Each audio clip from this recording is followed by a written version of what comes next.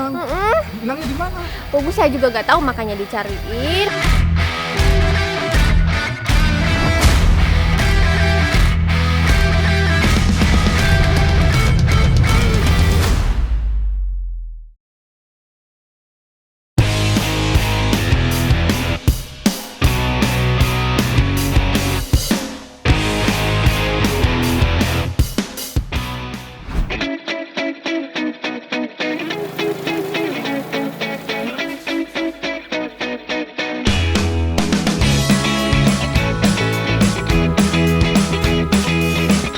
Kota Subang, Jawa Barat terkenal akan potensi nanasnya. Nah, pada petualanganku kali ini, aku membantu UMKM Delipel alias Delicious Pineapple untuk menyiapkan nanas-nanas ini sebelum diolah. Para pelancong biasanya mengenal nanas Subang dengan sebutan nanas madu. Sebenarnya, ini bukanlah nama jenis atau varietas nanas. Nanas yang ditanam di kota Subang berjenis semut Cayenne yang berasal dari Brasil.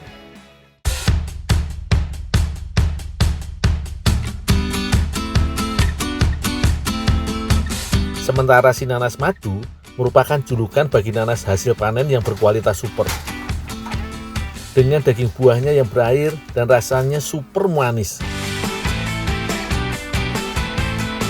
Tapi nggak mudah menemukan nanas si madu, lur. Biasanya hanya kurang dari 10% hasil panen yang dinobatkan sebagai nanas si madu. Nanas-nanas ini biasanya dipasok dari petani sesaat setelah panen. Baru kemudian ditimbang dan disimpan dalam tempat yang terbuat dari besi seperti ini. Sedangkan nanas yang akan diolah dibersihkan dari kulit dan mahkotanya terlebih dahulu.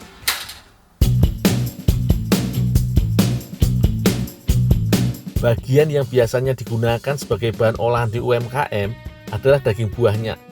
Kira-kira kulitnya bakal dimanfaatkan nggak ya, lur? Kalau enggak, mau aku minta soalnya. Tadi Teh Bila minta aku cariin kulit nanas untuk dijadiin olahan. Kang, kulitnya biasanya dibuat apa nih, Kang? Dibuang aja atau kasih ternak? Biasanya sih buang aja. Cuma dibuang aja? Iya. Tuh sayang, Kang. Nggak dimanfaatin. Buat aku aja ya, Kang ya? Oh, boleh. Iya.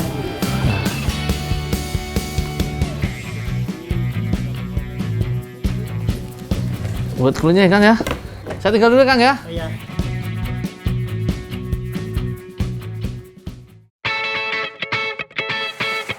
UMKM ini punya berbagai macam produk.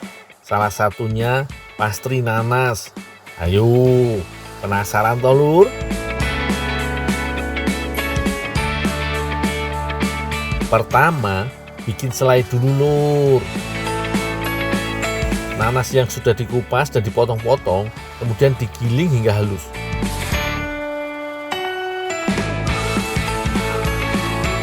Nanas-nanas ini kemudian dimasak dengan gula selama beberapa jam hingga kering.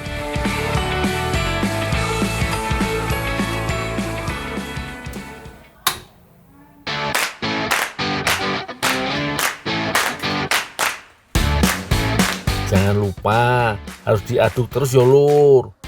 Kalau enggak, selain bisa gosong dan pahit. Kan enggak ada toh yang mau makan selai pahit. Nah, nantinya selai ini akan dijadikan sebagai topping untuk pastry nanas. Sambil menunggu selainya matang, kita siapkan pastrinya, lur.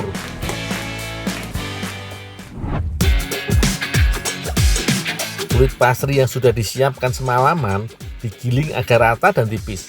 Lalu dipotong menggunakan alat seperti ini supaya mempercepat waktu produksi. Potongan kulit pastry juga jadi lebih sama rata. Setelah berbentuk kotak, kulit pastry ditumpuk dua, lalu diberikan selai nanas yang sudah jadi di atasnya. Terakhir, berikan taburan gula pasir, baru kemudian panggang dalam oven hingga matang.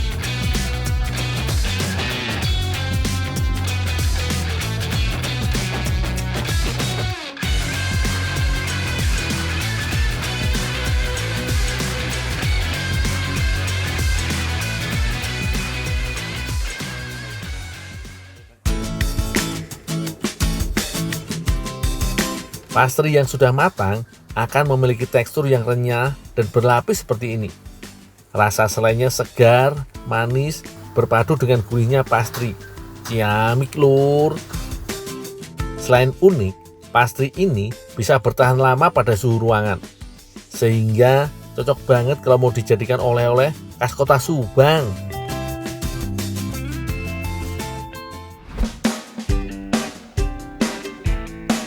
Sementara itu, Teh Bila sedang menyiapkan bahan-bahan untuk membuat gyoza kulit nanas. Di negeri tirai bambu, gyoza disebut dengan nama gyozi. Saat Perang Dunia Kedua, tentara Jepang yang ditempatkan di Cina mulai mengenal gyozi. Gyoza biasanya berisi olahan daging dan sayuran. Namun kali ini, Teh Bila mau mengisinya dengan sayur kulit buah nanas. Ini bahan-bahannya lur. Pertama, kita buat kulit gyozanya dulu ya lur. Uleni tepung dan air hingga kalis. Kalau sudah, bagi adonan menjadi beberapa bagian dan berikan pewarna biar apik.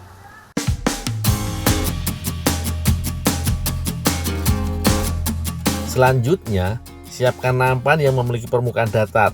Oleskan minyak, lalu ambil sedikit adonan. Taburkan sejumput tepung, lalu giling adonan hingga tipis.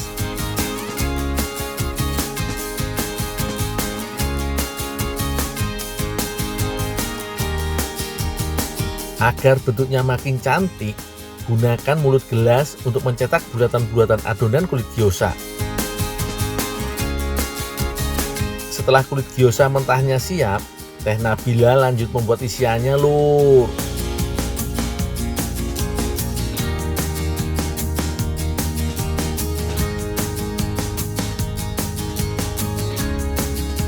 Teh, ini teh kulit nanasnya teh. Oh iya makasih ya.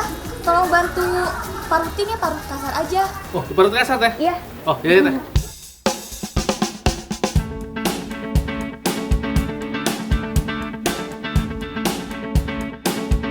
Sementara aku memarut kulit nanasnya, Teh Bila mengiris bawang bombay, bawang putih, tomat, wortel, serta daun bawang. Weh, kira-kira segini udah cukup belum ya, lur? Oh udah Zul, itu kebanyakan. Cukup. Udah sini cukup. Iya. Ada yang bisa saya bantu lagi teh? Udah dong, nggak usah. Makasih ya. Oh ya, saya tinggal dulu ya. Iya, siap.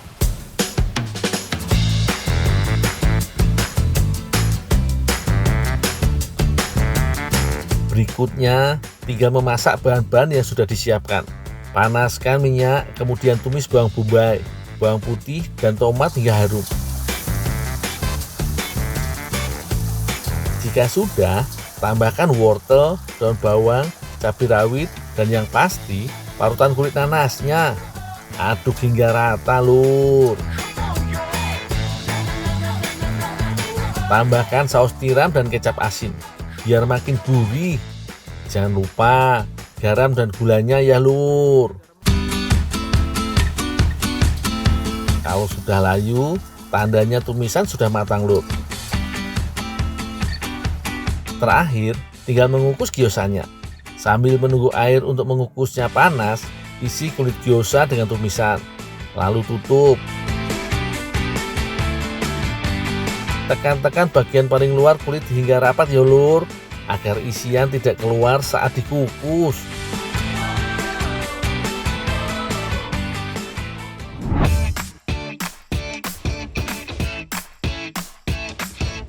Nah, pas banget iki.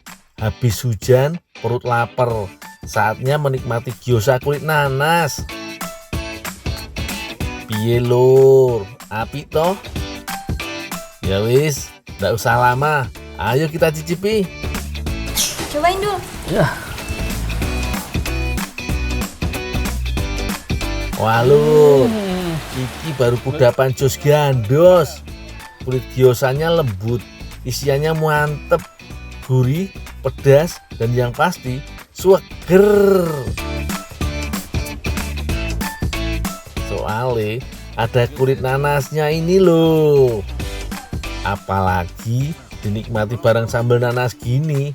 Wih, makin mantep. Nggak nyangka toh lur, ternyata limbah kulit nanas ini bisa diolah jadi hidangan yang enak. Pol. Yuk teh, nambah lagi.